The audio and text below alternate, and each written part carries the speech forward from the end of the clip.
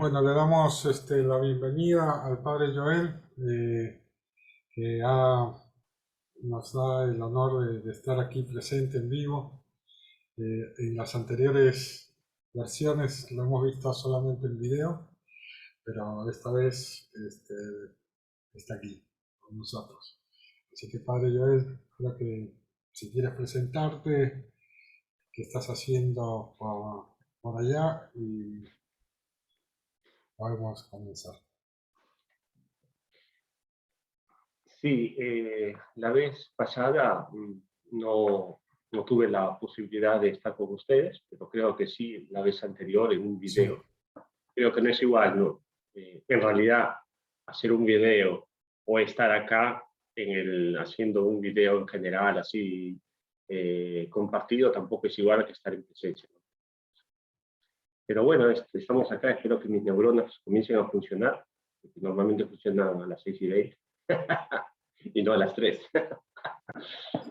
Y bueno, creo que ya sabemos lo que el punto de que se va a tratar es el hijo pródigo. Esta parte del Evangelio ya la conocemos todos, ¿no? Y esperemos que el Señor y el Espíritu Santo nos abra la cabeza y el corazón para poder entender de alguna manera aquello que Dios nos quiere decir a cada uno de nosotros. Bueno, que presentarme, bueno, les digo algunas noticias mías. Estoy como siempre en el seminario de Parma.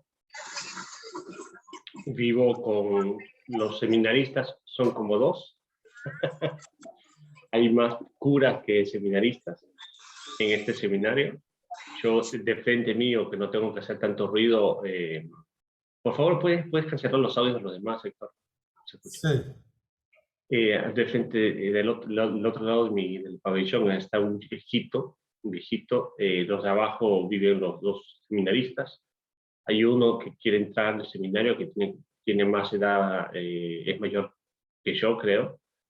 Y después estoy en la parroquia, trabajando como siempre, ayudando al párroco. Este año me compré una máquina a 2,50 €, o sea, el precio de un café. ¿Y qué otra cosa? Nada, quizás para el próximo año, o sea, para después de verano de Italia, quizás tenga otros trabajos apostólicos. Y nada, eso, nada más.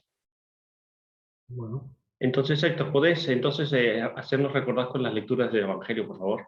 Sí, es la lectura de Lucas 15, ¿no? Del 11 al 32 con una pequeña intro de Ujú. Lucas. Dice: todos los publicanos y los pecadores se acercaban a él para oírle, y los fariseos y los escribas murmuraban diciendo: este acoge a los pecadores y come con ellos. Entonces les dijo esta parábola: un hombre tenía 2 hijos, y el menor de ellos dijo al padre: Padre, dame la parte de la hacienda que me corresponde. Y él les repartió la hacienda.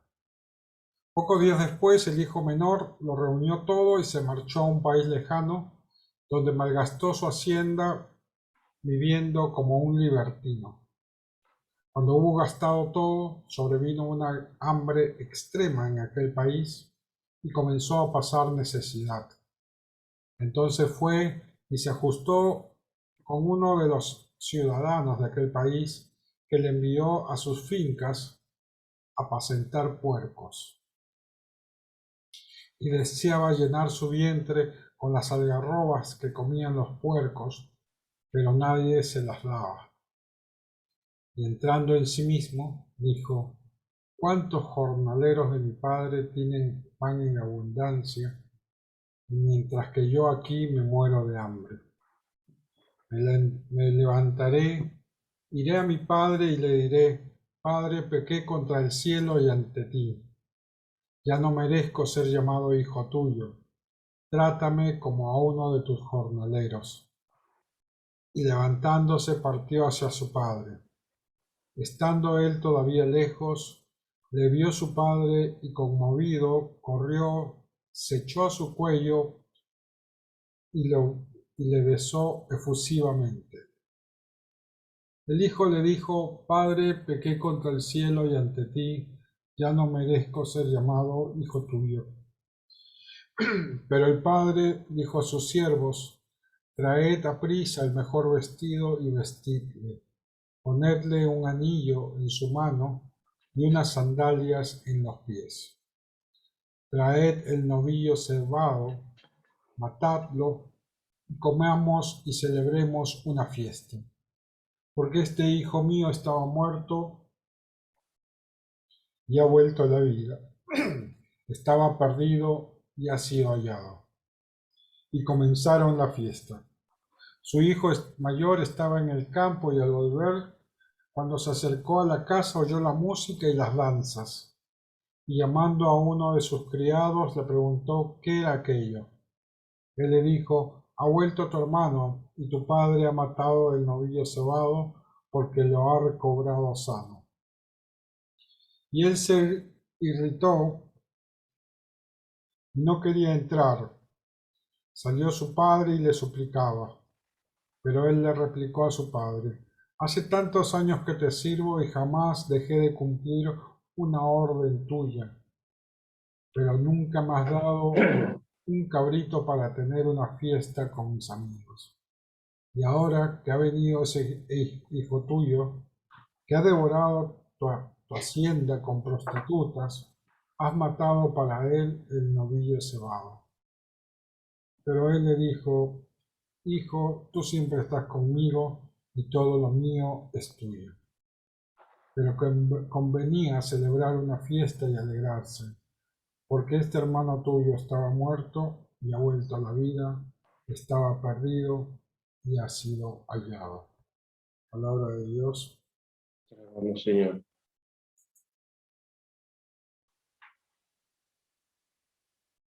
Creo que fue el año pasado o 2 años atrás que mientras estaba, mientras estaba ahí en la parroquia y teníamos que proclamar el evangelio de este mismo evangelio de San Lucas, del hijo pródigo, como que me faltó el aire para seguir y proclamar el evangelio. Y me quedé así algunos segundos respirando, ¿no?, profundamente. Creo que fue hace 2 años atrás. Me conmovía todo lo que el evangelio y Jesús contaba sobre este Padre misericordioso. Y este año, menos mal, me tocó el diácono, así que proclamó él, proclamó el evangelio. Entonces dije: bueno, Señor, estoy tranquilo. Y después, ya cuando terminó de proclamar el diácono, que es un señor ya grande, fui al ambón, me dirigí al ambón, está el libro de las lecturas, ¿no? Y me quedé con los ojos fijos en esta parte que es muy conmovente, ¿no? Que conmueve mucho, al menos a mí. Estando él todavía lejos, le vio su padre y, conmovido, corrió, se echó a su cuello y le besó efusivamente. Entonces, en este momento, cuando leí este brano del Evangelio, me conmoví. Y, menos mal no lloré, pero me quedé unos segundos sin poder respirar. Porque quizás me imaginaba que aquel que tendría que ir corriendo y abrazar al padre era el hijo. En cambio, no es así. Es el padre que corre al padre, es el padre que corre al hijo, lo abraza. Me parece que ni siquiera quisiese escuchar, ¿no?, las justificaciones o los pecados de su hijo.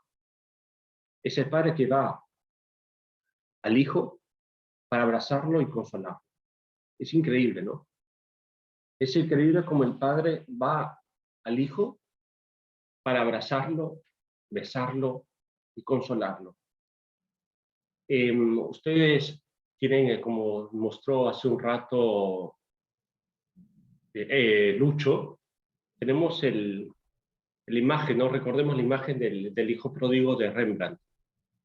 Es la imagen en la cual vemos al papá inclinado hacia el hijo y tocando al hijo en sus entrañas. Es una imagen muy fuerte. Pero antes de este gesto de amor que da el padre al hijo, podemos sotolinear, subrayar este gesto de misericordia, ¿no?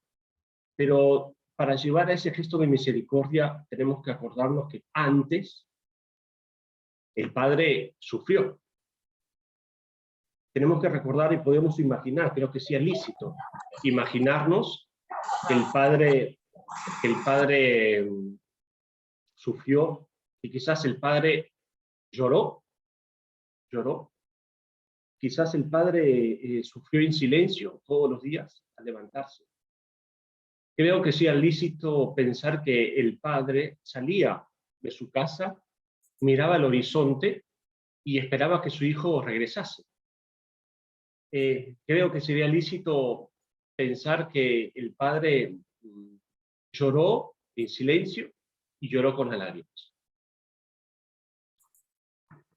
Una vez el Santo Padre Benedicto XVI, en la Plaza San Pedro, decía esto sobre el Padre Misericordioso, sobre el Hijo Pródigo, eso que nos toca hoy nos toca meditar. Decía el Padre Benedicto XVI, este pasaje de San Lucas constituye una cima de la espiritualidad y de la literatura de todos los tiempos.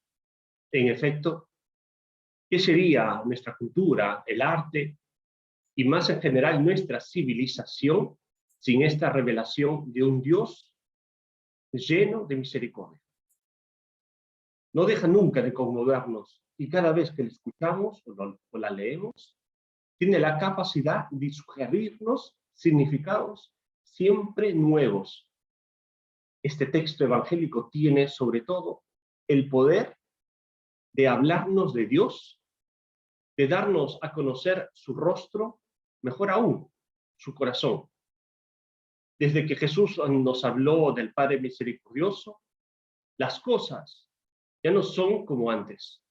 Ahora conocemos a Dios, es nuestro Padre, que por amor nos ha creado libres y dotados de conciencia, que sufre si nos perdemos y que hace fiesta si regresamos. Entonces, el Papa Benedicto XVI toma este texto y nos ayuda a poner en alto esta imagen del Padre, ¿no? El Padre que perdona, que es misericordioso y al mismo tiempo que respeta la libertad del Hijo. Hace un rato decíamos, ¿no? Luis comentaba, ¿no? Entonces, un padre, el hijo pródigo que se va, dijo menor. El hijo mayor que es un poco antipático. Alguna responsabilidad tiene que tener el padre, ¿no? Y puede ser, ¿no? Pero ¿dónde queda la libertad del hombre? ¿Dónde queda la libertad del hijo? El padre respeta también la libertad de los hijos. Y este pasaje bíblico nos enseña no solo a pensar en la misericordia de Dios, nos enseña qué significa el perdón y nos enseña qué cosa es el amor. ¿Qué cosa es el amor? Paréntesis, ¿no? Nosotros sabemos, nosotros estamos en la comunidad y siempre hemos escuchado que el amor no es un sentimiento, ¿no? Que el amor del sentimiento es el eos, pasajero, que pasa. Pero necesitamos cultivar ese amor de ágape, ese amor que hace sacrificarse por las personas. Pero creo que no solo sea necesario hablar de amor en relación a las personas, Creo que este evangelio, y también tenemos que escuchar y tenemos que recordar que tenemos que amar no solo a las personas, tenemos que amar las cosas que hacemos. Yo veo tantas personas que no aman las cosas que hacen. Veo una vida sin carga emotiva. Yo veo tantas personas que son frías, que digamos que sobreviven, ni siquiera viven, que, que no ponen amor en las cosas que hacen. Yo creo que tenemos que recordar que el amor no es solamente a las personas, el amor es también a las cosas que nosotros hacemos. Las pequeñas cosas que quizás no nos gustan, ponerles más amor. En las cosas de evangelización, ponerle más amor. Ponerle más amor en las cosas que estamos flojos, en los estudios, en el trabajo, en aquellas cosas que creemos que es importante. Pero no solamente en las cosas que creemos que sean importantes, también las cosas que no lo son. Esto hacemos una paréntesis, ¿no? Y recordar también que el amor, creo que nosotros lo sabemos, el amor, si queremos amar, tenemos que sufrir. No hay amor si no se sufre. No hay amor tampoco sin perdón. Si queremos amar, tenemos que sufrir y tenemos que perdonar. Hay muchas personas que siguen amando con amor, que son sufrimientos que no se pueden reproducir, sentimientos de sufrimiento que no se pueden reproducir. Y creo que no es un amor, que esto que estoy diciendo, un amor que se sufre, no es un amor masoquista. Es un amor cuando se sufre y si tiene el sentido cristiano, es un amor que redime, porque el sufrimiento que no tiene sentido es un sentimiento estoico de sufrir por sufrir. En cambio, nosotros sabemos que el amor cristiano es un amor que si el amor y el sufrimiento tienen sentido, puede ser digno y también ennoblece el alma. Tenemos que recordar que con el amor se sufre, y se sufre terriblemente. Tenemos que recordar ese salmo, ¿no? que dice el Salmo 126. Los que siembran con lágrimas cosechan entre cánticos. Hablemos un poco del hijo. El hijo pródigo, el famoso hijo pródigo. Creo que sería bueno pensar y poder identificarnos con estos personajes. Y creo que sí, creo que es bastante fácil identificarnos con el hijo pródigo.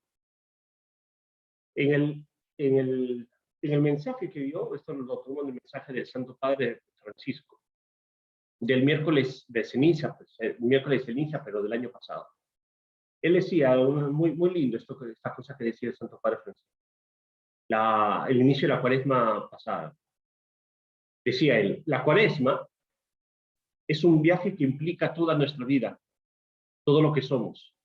Es el tiempo para verificar la senda que estamos recorriendo para volver a encontrar el camino de regreso a casa, para redescubrir el vínculo fundamental con Dios, de que depende todo.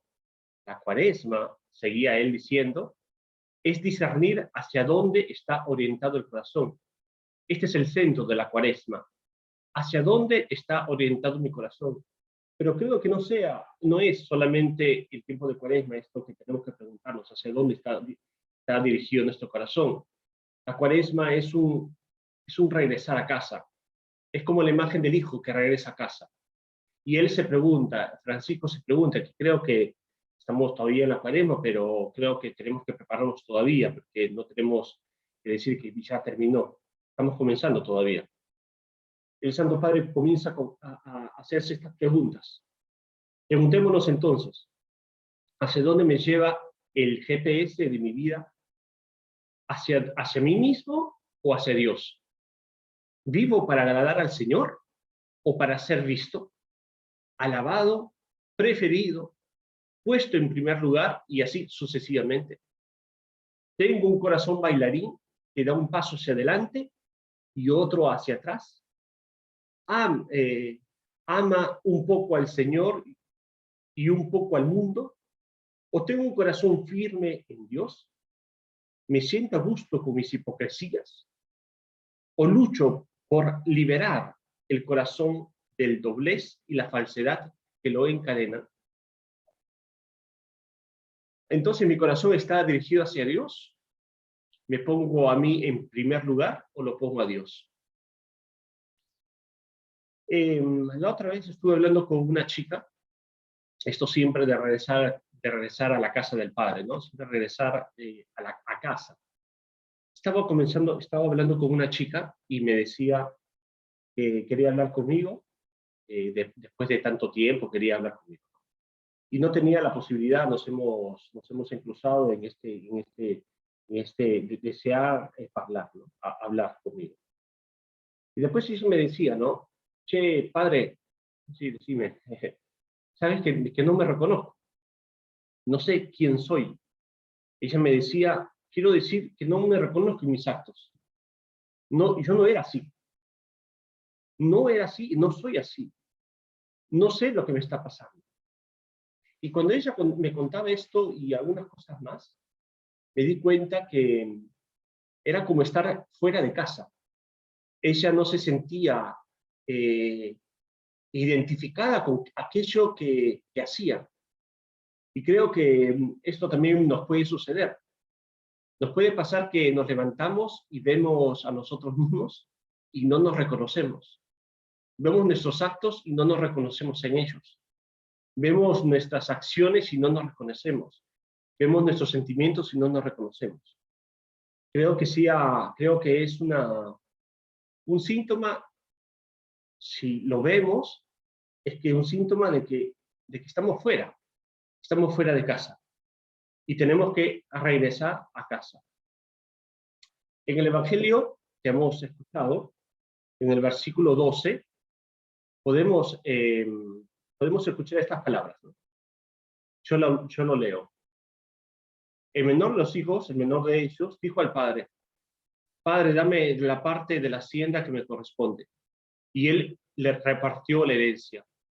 Pocos días después, el hijo menor lo reunió todo, y se marchó a un país lejano, donde malgastó su herencia viviendo como un divertido. Esto ya lo sabemos, esta parte del Evangelio. Pero ¿qué podría significar? Se marchó lejos, dice, pidió la herencia. Hay un autor que por 15 años estaba pensando, este autor pensaba siempre sobre el hijo pródigo. Por el hijo pródigo, ¿no? Y él comenzó a preguntar a los diferentes estratos sociales sobre este hijo pródigo, los estratos sociales de Marruecos, de la India, de Turquía y de Sudán. ¿Cuáles eran las implicaciones de pedir la herencia al padre para sus pueblos, ¿no? Para sus pueblitos? Y él preguntaba, este autor les preguntaba, ¿alguna vez el hijo ha pedido la herencia a alguno de este pueblo? No, jamás, respondieron la mayoría, ¿no? ¿Es posible que alguno pida algo así, alguno de ustedes en el pueblo? Respondían la mayoría, no, jamás. ¿Y por qué? ¿Qué significa? ¿Qué significaría para ustedes si un hijo pide la herencia a su padre? Lo que significaría para nosotros es que es querer el hijo, es el hijo quiera la muerte del padre. En estos pueblos de Marruecos, de la India, de Turquía, entiende que este pedido de herencia es de alguna manera el deseo que el padre muera. Y tenemos algunas veces verlo así, ¿no? Quizás la imagen del hijo que pide la herencia al padre es de alguna manera no tenerlo más al padre, no quererlo ver. Y se marchó lejos, dice el Evangelio. Se marchó lejos. Che, perdón si vienen las palabras algunas veces en italiano. Entonces, se marchó lejos podría significar el pecado. Es una imagen del pecado. La imagen del pecado que el marcharse lejos, el querer buscar la felicidad, pero al final es como el pecado, ¿no? El pecado te promete todo, pero al final no te da nada. Es como un seminarista en aquellos tiempos donde estaba en el seminario, es como el pecado decía este seminarista, que es el que te promete un buen almuerzo, pero te deja en ayunas en la noche, en la cena. Es así el pecado. El pecado mortal es esto, trae muerte. Y cuando estamos lejos, cuando el hijo está lejos, algunas veces hasta tiene envidia de lo que comen los cerdos, porque está lejos. Dicen en la letra en las lecturas de Romanos, dice, lo que te da el pecado es la muerte.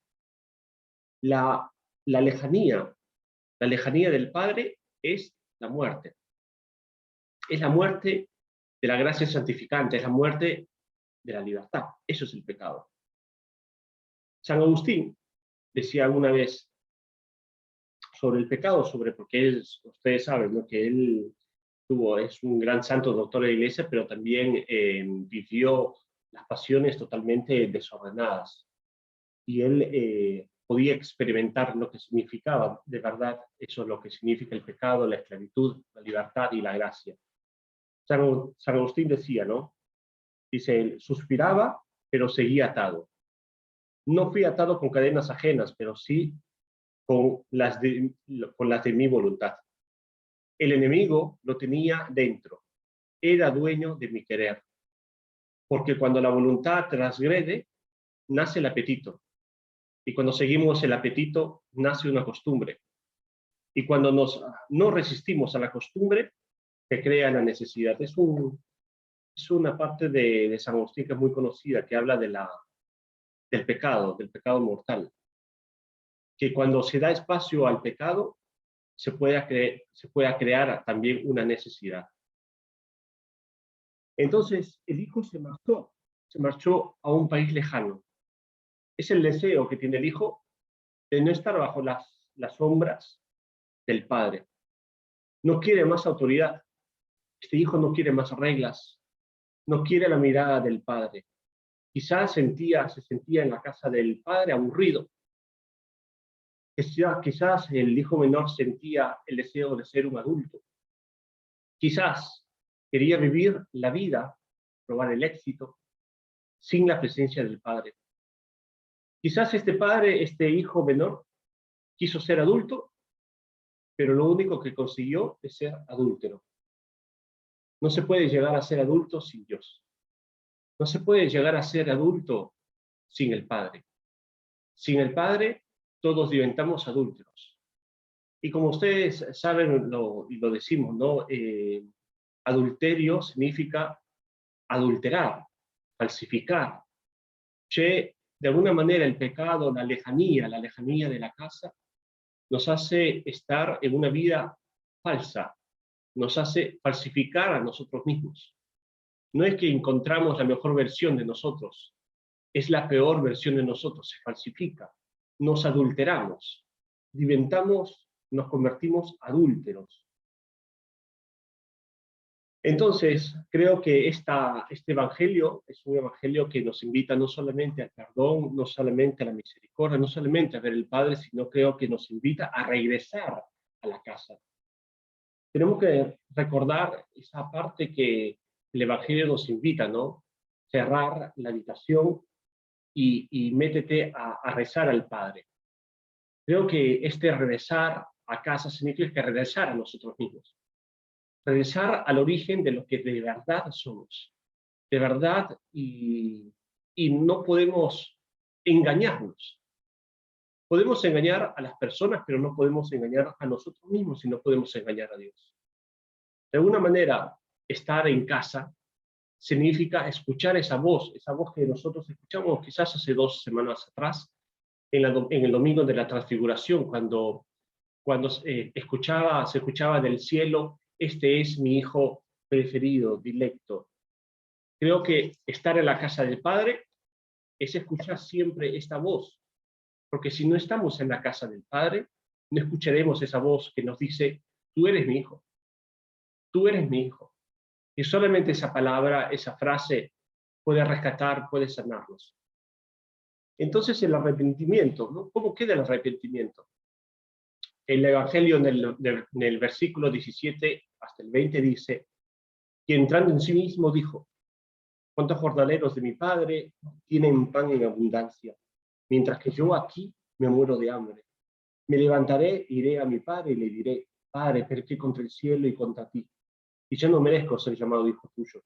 Trátame como uno de tus jornaleros. Y levantándose partió. Algunos podrían pensar que su conversión, su vuelta al Padre fue por conveniencia, por conveniencia, ¿no? Por cálculo, porque tenía hambre. La panza le sonaba en la noche y deseaba solamente comer los algarrobos que le tiraban a los cerdos.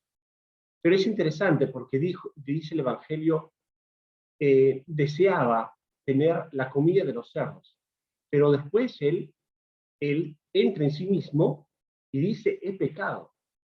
O sea, quiere decir que también los sufrimientos o algunas situaciones de dificultad pueden ayudarnos a regresar a nosotros mismos y a pedir perdón. Che, nosotros tenemos que recordarnos que todo el Señor es así de bueno, que usa todo para salvarnos. Todo. Un pecado, una enfermedad, una humillación, una situación que nosotros deseamos, por ejemplo, deseamos que una situación se mejore, o quizás tantas personas, yo me pregunto, ¿no? Tantas personas han regresado a Dios por una enfermedad. Tantas personas han regresado a Dios porque le pidieron algo a Dios. Tantas personas regresaron a Dios porque fueron sanadas. Con lo cual todo puede ser utilizado. Es verdad que eso que Dios utiliza para nuestro beneficio tiene que ser constante en un momento de conversión, obviamente. Entonces este joven, este hijo pródigo, no es que se queda solamente en el hambre. Él, en ese hambre, en esa situación existencial que vive, dice, pequé contra el cielo y contra ti. O sea, él entra en sí mismo. Y muy bonito, porque dice en el versículo 17, dice exactamente esto, y entrando a sí mismo. O sea, al principio estaba fuera de sí, estaba alienado. Y creo que eso también es interesante, porque tenemos que hacer una paréntesis acá, ¿no? Porque tantas veces estamos fuera, que perdemos esto de entrar en nosotros mismos. Creo que ese es el secreto. Entrar siempre en nosotros mismos, y no es egoísmo. Esto no es ensimismamiento.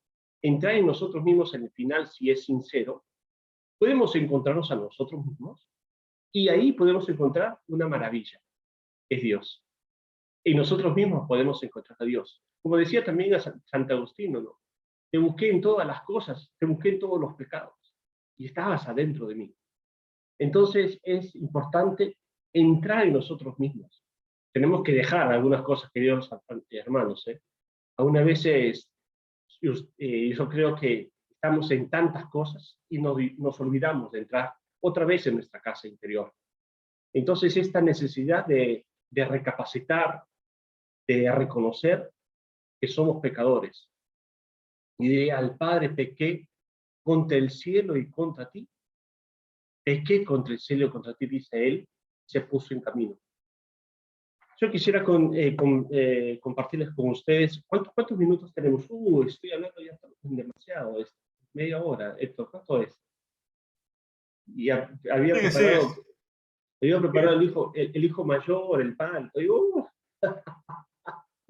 No, continúa, normal, no hay problema. No, porque sí, espero terminar en 10 minutos. Pero. Entonces yo quería compartirles el esquermo, la pantalla, y ver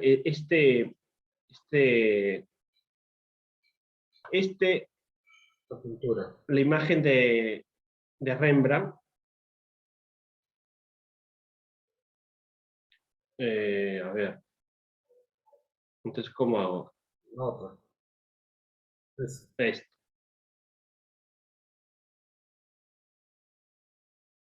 No, Ese es.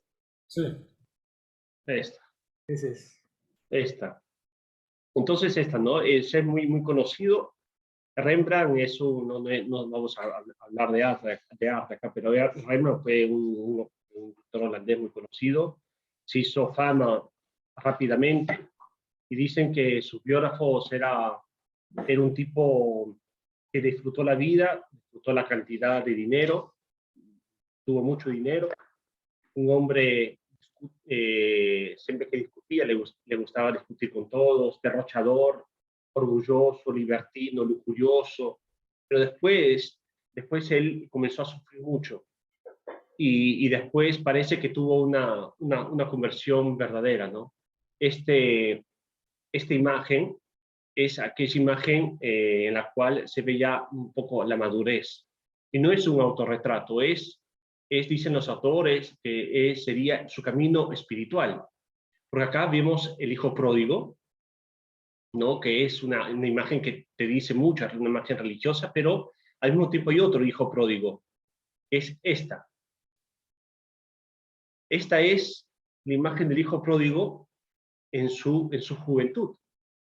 En su juventud lo vemos, es totalmente distinto. Un hombre que también es superficial. Esta es su mujer, ella es Sansa, creo que se llama, Saskia, que representa en la parte en la cual el hijo pródigo está en el burdel. En el burdel, con la copa de vino, la birra, sonriente, a ella la tienen desde la cintura, a la mano izquierda tenemos un pavo real, que significa la superficialidad, la vanidad, la riqueza. Y atrás, pero después quedó que no se ve bien atrás de estas dos personas, estaría una mujer con los senos libres, ¿no? Esta es la imagen digamos, de él mismo, que ve el hijo pródigo como si fuese una cosa alegre, pero después él hace un camino espiritual y llega a esta imagen. A esta imagen que es de verdad un camino de conversión. Explíquenlo. Vemos acá, por ejemplo, la cabeza rapada, ¿no? No, del hijo pon la pródigo. otra imagen. Esta cabeza, sí, No, esta. no, pon la otra imagen, digo. ¿Qué imagen? La anterior. O sea, estás ahora Eh, todavía a- a- Ahora estoy en la imagen del hijo pródigo verdadero. no, libertino. No, no, Cambiar estoy la en... imagen cuando ya regresa. Sí, sí, ya estoy ahí, ¿eh? No, acá está todavía con la otra imagen. A ver, aprieta ahí. Esta. Esta quiero. No, pero no se cambia. ¿Ah, no? No. Esta. A ver, pon la otra. Ahí está. Ok. Sí. Ahora esa, ahí aprieta. En ese Ok. botón. En la esquina superior. Entonces vemos las dos diferencias, ¿no? Aquel joven lujurioso, derrochador de dinero, que después pasó mucho, después de casarse con esta mujer que fue rica, su casa se convirtió en un lugar de arte, un lugar de discusión, de intelectuales, y después se murió muy joven la mujer, y él terminó en desgracia, terminó pobre, terminó enfermo, con un hijo de 9 meses que tenía que cuidar, y después de los años pintó este cuadro de él, ¿no? Que es un camino espiritual. Como decía, acá vemos al hijo pródigo con la cabeza rapada, que significa la cabeza de un hombre que estuvo en prisión. Es muy interesante porque este joven quizás haya querido estar libre, por eso se fue con todo el dinero y la herencia. En cambio terminó en prisión de sus propios pecados. Pensó ser libre y quedó esclavo. Esa es la imagen de la cabeza, ¿no? Y después vemos los vestidos amarillentos en comparación también al hermano mayor, que está a la mano derecha, ¿no? Los vestidos amarillentos, todo desgarrado, a flecos, sucio, que significa el signo de la miseria y de la pobreza que él vivió. La pobreza, la miseria, que no es solamente una representación externa, es una representación interna del propio hijo. los pies, como vemos, un pie calzado y otro descalzado, ¿no? Si nosotros vemos bien en la pintura su pie desnudo, vemos las heridas que tiene el pie. En cambio, el otro es un pie con el calzado, ¿no? El pie con los pies, con los zapatos, era un signo de riqueza, un signo de dignidad. Por eso es muy bonito, ¿no? Porque él tiene un pie descalzo, que es el signo de las heridas que tuvo que pasar, pero le queda todavía la dignidad, que es en este pie que tiene el zapato. Le queda la dignidad. Hay algo de dignidad que le queda, por eso puede regresar. Por eso puede regresar. Y esto es muy bonito, ¿no? O sea, todas las personas que puedan sentirse lejos del Padre pueden regresar porque tienen siempre un poco de dignidad, siempre. Y es el demonio que es aquel que juzga y te dice, no tenés dignidad. En cambio, esta representación nos ayuda a ver que de verdad él tiene dignidad, la dignidad, aquella nobleza. Por eso el versículo 17 dice, y entrando en sí mismo es recordarse que él tiene dignidad, recordarse que es hijo. Eso significa el zapato, recordarse que es hijo, hijo en la cual pueda regresar por sus mismos caminos y regresar a la casa del Padre. Este evangelio, como hemos dicho, es un evangelio en clave penitencial. Este evangelio nos ayuda a ponernos de frente delante de Dios y pensar si de verdad estamos amando a Dios, si de verdad estamos amando a nuestro prójimo, o si de verdad estamos amando a nosotros mismos. El hijo mayor, digo algunas pequeñas cosas, ¿no? Algunas pequeñas cosas. El hijo mayor los tenemos acá en la mano derecha. Así lo representa Rembrandt, el hijo mayor. El hijo mayor es aquel que se queda en la casa. Es la representación de los fariseos y los escribas. En cambio, este hombre que está entre el hijo menor y el hijo mayor, el que está cruzado de brazos, es en la representación de los paganos, es de la representación de los publicanos, es la representación de aquellos que se sienten pecadores, que miran con cierta ternura. En cambio acá, el hijo mayor mira con una mirada fría, hasta arrogante, ¿no? El hijo mayor para nuestros tiempos podría significar las personas que están convertidas por muchos años, que son convertidas, que están por muchos años también cerca de Dios, digamos así, pero no están alegres, pero no viven alegres su filiolanza, su fidelidad, su filiación con el Padre. En un momento podría ser este hombre que está ahí, está en pie. Creo que es muy fácil identificar creo que identificarnos con el hijo menor, ¿no? Pero es muy difícil identificarnos con el hijo mayor. El hijo mayor porque parece que todo está bien en él. Parece que es el hijo modelo, que es el hijo en el cual ninguno puede juzgarlo, porque todo está en él, todo está bien. Pero qué raro, ¿no? Porque en el momento en que llega el hijo, su espíritu cambia, su espíritu se vuelve difícil, se vuelve egoísta, se vuelve este hijo mayor orgulloso, insensible, sin alegría verdadera, interior. Aparece también en el Evangelio, su verdadera interioridad. Entonces, la pregunta es esta, ¿no? Quizás el padre mayor, el hijo mayor, también estuvo lejos. O sea, ¿qué pecado, digamos, qué es más grave? ¿Qué es más grave? La lujuria, por ejemplo, que sintió este hijo menor, o quizás estar en la casa del padre y comenzar a juzgar a los demás. Y estar resentido. ser egoísta. ¿Qué es peor? Yo creo que esto refleja que los dos estuvieron fuera. Uno fuera físicamente, que después entra a casa, y después otro está en casa, pero está fuera. Es muy interesante porque en el Evangelio, cuando regresa el hijo pródigo, es interesante que cuando lo abraza, cuando lo perdona, lo besa, no está el hijo mayor, está fuera. Es como si nos quisiera decir que no comparte los mismos sentimientos del padre, pero él está bien.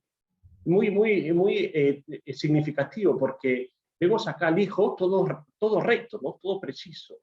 En cambio, vemos al padre, que ahora llegamos y terminamos con esto, el padre se inclina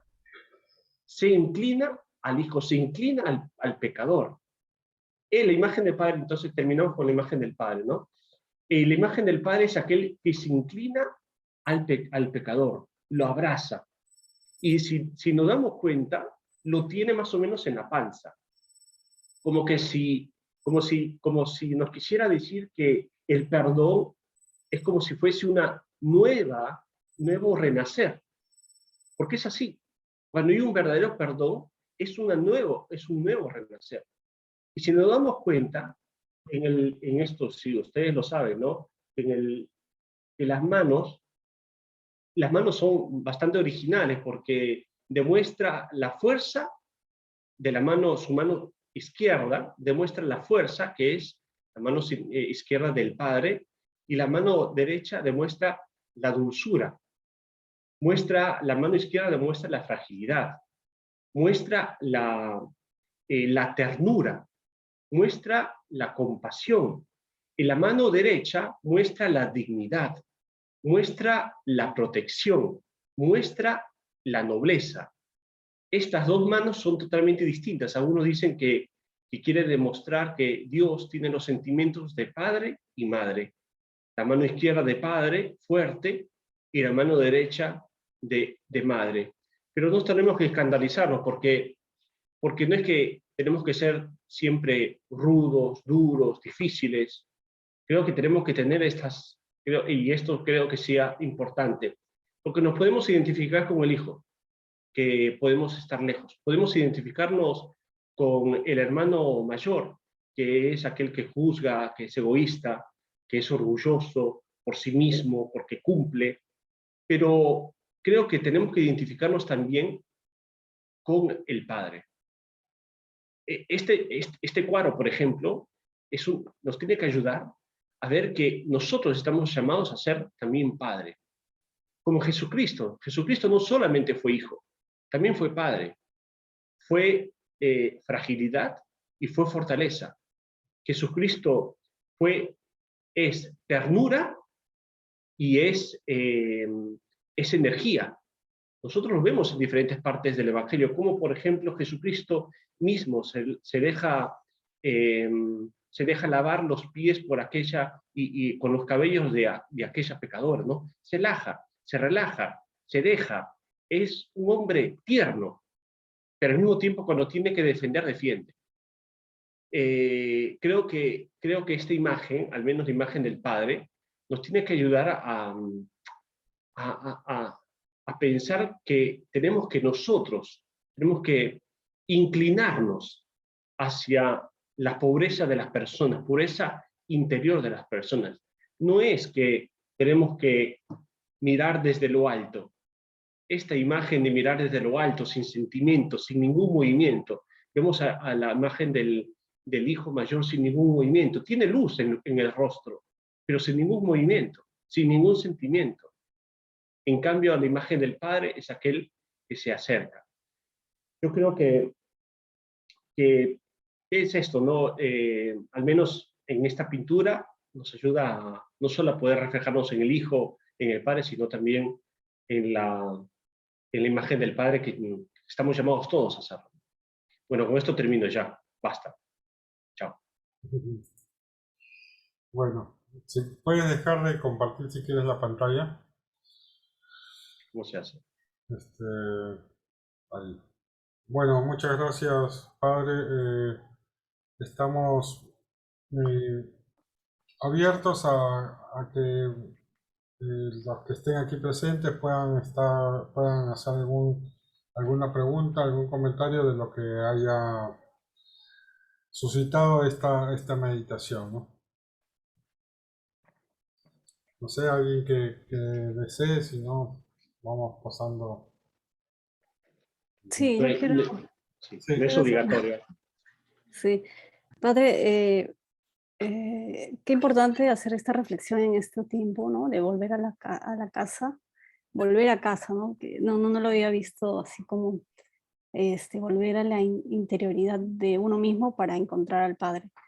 ¿Qué es lo que, mi pregunta es la siguiente, ¿qué es lo que conmueve al Padre, o sea, la actitud del Hijo para que lo perdone? ¿Y qué es lo que le conmueve al Hijo para que el Hijo vuelva al Padre? Qué buena pregunta. ¿Alguno quiere contestar? ¿Qué es lo que me conmueve al Padre? Yo creo, guarda, El Padre es incondicional, ¿no? Sí. no, yo creo que el amor de nosotros tenemos que entenderlo solamente mentalmente, ¿no? Tenemos que sentir, experimentar que el amor del Padre es personal, que el amor del Padre es personal, que por eso se conmueve el Padre, porque lo estaba pensando. Cuando el Hijo no estaba, el Padre sufría, pensaba en Él, qué estaría haciendo. Quizás pasaron unas semanas y no más. Quizás pasó 2 meses y no más y regresó. Pero quizás esta vuelta podría haber sido años. Quizás lo perdió de joven y lo encontró ya grande. Lo conmueve, el padre siempre se conmueve. Se conmueve porque somos sus hijos preferidos. Es como si vos o yo fuésemos los únicos en el mundo. Entonces, cómo no conmoverse, ¿no? ¿Cómo no pensar en el hijo? ¿Cómo no pensar en el hijo? Entonces, el mínimo signo que el hijo haga, el padre estará ahí, el padre estará allí. ¿Qué cosa qué cosa le conmovió al hijo para volver? Y yo creo que comenzó con una carencia, con una carencia. Y por eso es que tenemos que ver que todo puede ser, todo, queridos hermanos, todo. Hasta las cosas peores que pueden pasar en nuestras vidas, todo puede ser para regresar. Y no tenemos que pensar que ya estamos de regreso y ya estamos en casa. Puede ser que no lo estemos. Puede ser que no lo estemos. Tenemos que ponernos en discernimiento, ¿no? Puede ser que no lo estemos. ¿Quién dice que lo estamos? No lo sé, no lo sé. Pero este hijo menor sufrió esta carencia, sufrió este sufrimiento material. Quizás le sonó la panza, o quizás hayan personas que le sufren la panza o hayan tenido no sé qué cosas para volver, ¿no? Y algunas veces somos así, ¿eh? Tenemos que sufrir para regresar. Tenemos que sufrir para regresar. Y esperemos que no suframos tanto, porque somos cabezones, porque podemos sufrir mucho. Podemos sufrir mucho. Yo quisiera también una observación, Padre Joel. Sí, me pongo a pensar en mi propia vida, ¿no?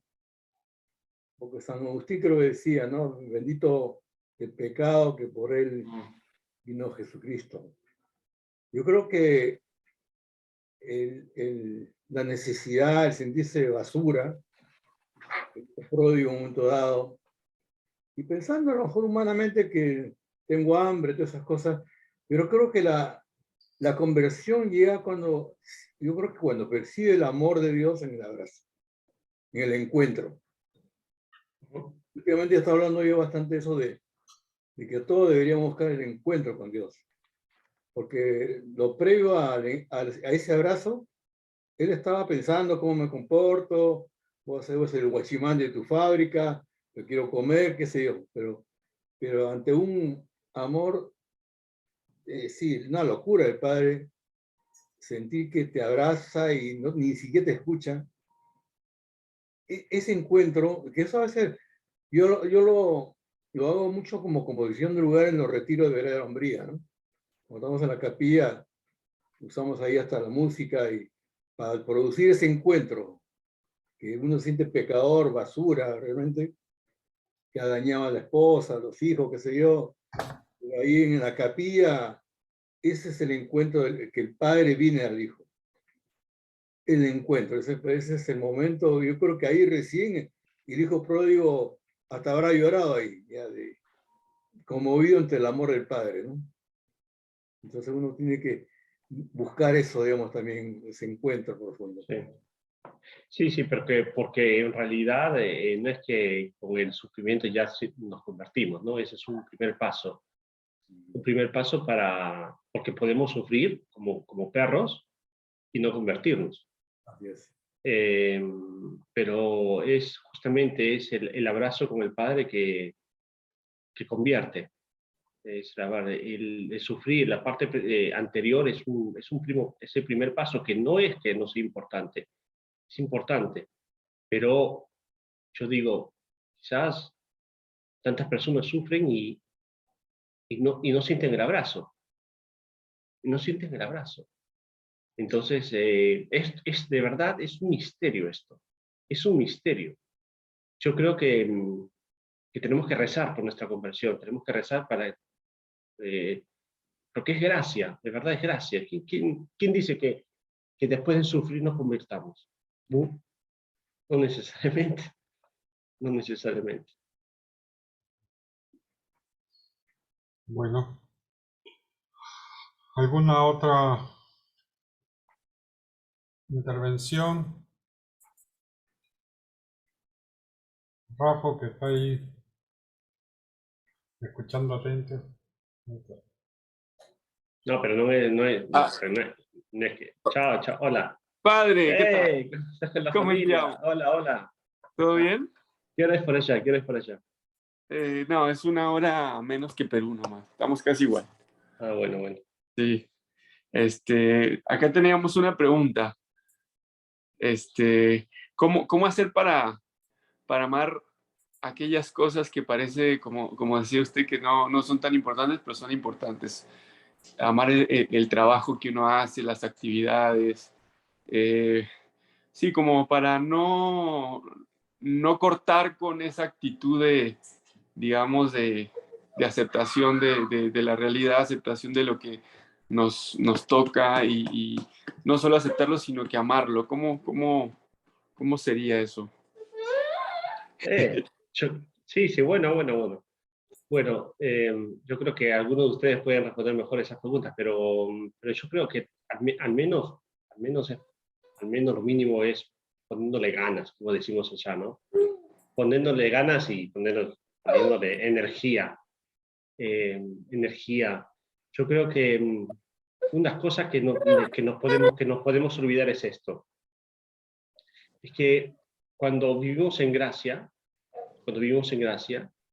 las cosas que producimos se producen por amor. O sea, las cosas que hacemos, digamos, se transforman en actos de redención.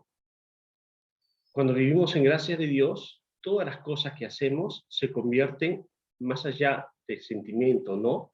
Se convierten en actos de redención. ¿Por qué? Porque participamos de la misma gracia de Dios, por lo cual cada acto redime, cada acto redime. Entonces, ¿cuánto amor queremos ponerle? Es en la medida de cuánto nosotros vivimos la gracia santificante. La gracia santificante es aquella la gracia en la cual es constante, es perenne, es aquella que me ayuda a unirme más a la vida de Jesús. Y nosotros somos participantes de esa gracia de Dios como Cristo. O sea, es increíble, ¿no? ¿Cómo puede ser que un acto mío pueda ser un acto de redención? Si no es en gracia santificante, es un acto humano, bueno, y está bien, pero no es infinito. Entonces, la primera cosa es vivir en gracia de Dios. Si queremos ponerle amor a las cosas, es vivir en gracia de Dios. La segunda cosa es ponerle ganas, pasión, como dicen algunos coaches, ¿no? Pasión a las cosas que hacemos. Y sobre todo a las cosas que no nos gustan. Ponerle más ganas, ¿no? Ponerle más ganas. Y creo que eso se ve, se nota. Se nota, por ejemplo, cuando uno canta con amor o cuando canta sin amor. Se nota cuando uno cocina con amor o cuando no cocina con amor. Se nota cuando uno ama su casa, su lugar donde vive, o quizás no. Se nota cuando uno se ama a sí mismo, se nota. Esto se ve. Y yo creo que tenemos que comenzar, ¿no? Con esas pequeñas cosas, con nosotros mismos, con los demás. Yo creo, siempre en la casa de formación, no sé si te recuerdas, ¿no, José? Decíamos, ya pues, ama. Tenía un podrido con eso. Entonces, te salía, no sé, se quemabas el arroz y decía, ¿por qué no amaste, no? ¿Por qué no amaste? Sí, de alguna manera sí, está bien, ¿no? Es verdad, ¿no? Está bien eso, está bien. Yo creo que es verdad. Bueno, Buenísimo, muchas gracias. gracias. Gracias. Bueno, algo más, creo que ya, si no, ya vamos terminando. Si no, si alguien quiere comentar, no sé, Víctor,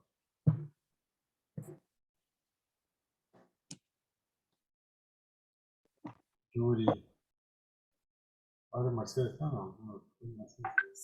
No lo metas en dificultad a la gente. Claro. Yo quería, bueno, por un lado, Joel, qué bueno escucharte. Hace años que no te he escuchado una charla, años, pero qué bueno escucharte y creo que lo que nos has dicho nos es muy valioso y lo relaciono un poco, hay como un hilo conductor, ¿no? Desde el primer encuentro que hablaba Héctor también, es todo este tiempo de Cuaresma como un tiempo no de dispersión, sino de entrar en uno, ¿no? Y acá el hijo pródigo justamente comienza el retorno a la casa del Padre cuando no se dispersa en las vanidades, sino cuando vuelve a entrar en sí, ¿no? Ya hemos pasado la mitad de la Cuaresma, nos quedan 2 semanas para empezar la gran semana, ¿no? La gran semana del amor. Creo que es un tiempo muy importante de entrar en nosotros, de entrar realmente en nosotros para dejar que el Señor obre lo que Él quiere obrar en esta Semana Santa. Y después pensaba, en base a lo que decía Joel, que hay que tener cuidado. Él decía, hacía esa comparación en la figura del hijo pródigo y el hijo mayor, que a veces podemos correr el riesgo cuando aparentemente no tenemos grandes pecados sociales. A lo mejor ninguno de nosotros en este momento estamos ni en prostituciones, ni en borracheras, ni en robos, ni en drogas. Y por ahí podemos caer en el peligro de no sentir la necesidad de conversión. Entonces, también tal vez ahí Joel nos reafirmaba esto de cuál es peor pecado, ¿no? Entonces, creo que hay que tener cuidado y pedir esta gracia también a Dios de esta necesidad de convertirnos, ¿no? Nada más. Bueno, muchas gracias, Joel. Bueno, así es, creo que lo peor es, más allá de ser un gran pecador, es ser un gran mediocre, ¿no? Y eso, te arruina la vida sin que te des cuenta, quizás, o cuando te das cuenta ya es demasiado tarde. Por eso, como decías tú, hay que ponerle ganas. Hay que ponerle ganas y vivir en gracia, ¿no? Vivir en gracia y buscar ese encuentro con el Padre. Bueno, muchas gracias. Entonces, algunas cosas, algunas palabras finales. No sé, No, gracias por estar despiertos. para nosotros es más fácil. Bueno, y nos vemos, si Dios quiere. Bueno, ha sido un gusto tenerte por acá, Joel. Y les doy la bendición, si quieren, de lejos. Ya. Recemos un gloria todos juntos. Gloria al Padre, al Hijo